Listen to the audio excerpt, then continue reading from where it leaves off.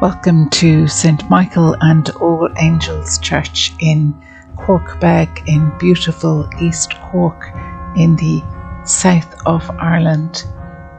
We're here today to celebrate the Ellacombe system of bell ringing, which uses a rack and replaces the older system of change ringing, which required lots of people, and this system enabled the bells to be rung by one person. We're very delighted to have a set of ring of bells here in Corkbeg, which are very ably rung week by week by Jim Tait, and have been rung all through lockdown as well. Along with Jim are several other ringers today, and we're having a picnic in the grounds. It's one of the first celebrations or gatherings we've had since lockdown, and it enables us to be outdoors. So we're very glad to participate in this worldwide event, and we hope you enjoy seeing and hearing our bells being played.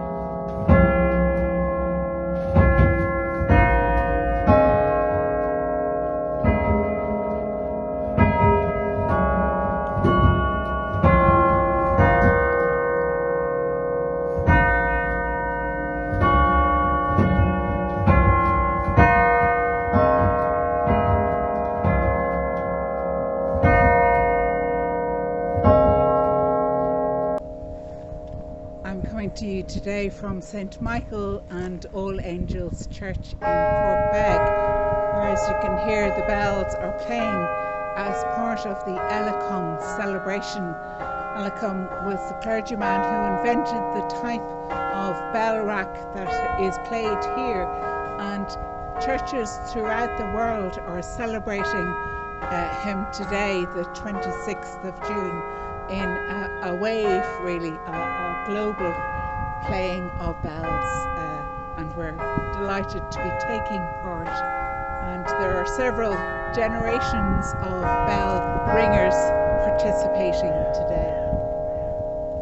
Today is the fourth Sunday after Trinity, and in our readings today we hear from the Gospel of Mark. There's two stories that are kind of sandwiched together: the raising of the daughter of Jairus and the healing of the woman with the issue of blood. The stories are really interesting. Both women are unnamed, and both include the number 12 in their story. And 12 is a really significant number within the history of Israel and within the Jewish religion, of which Jesus was part. We're told that Jairus' daughter was 12, and we're also told that the woman had had this issue of blood problem for 12 years. Jesus healed them both. The child is raised to life again, and the woman is healed. Now, there's much more to these stories than meets the eye, and I'm just going to focus on one little thing, one big thing really.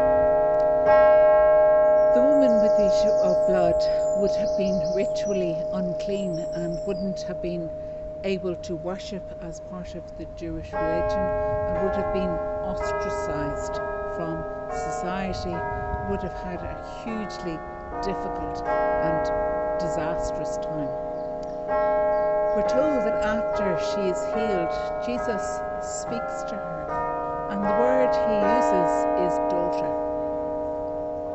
Daughter. Intimate, close, family relationship.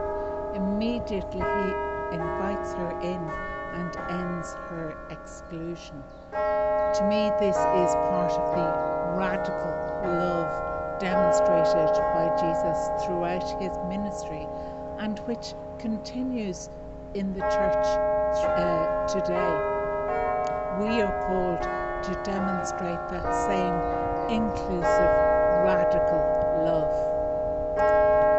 The phrase that I'm reminded of today as I listen to the bells is sound as a bell. Jesus healed her physically, but also restored her soundness and included her by calling her daughter. Soundness and health is more than physical.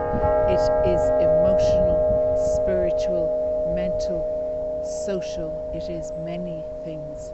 There are many people who are excluded in our world because of social status, because of money, because of gender, because of sexuality, and we are called to include them as sons and daughters, as brothers and sisters of the same Lord Jesus Christ. And so to you, I would say, widen your boundaries, include everyone. Today from Corkbeg, with the sound of the bells echoing, thank you and God bless.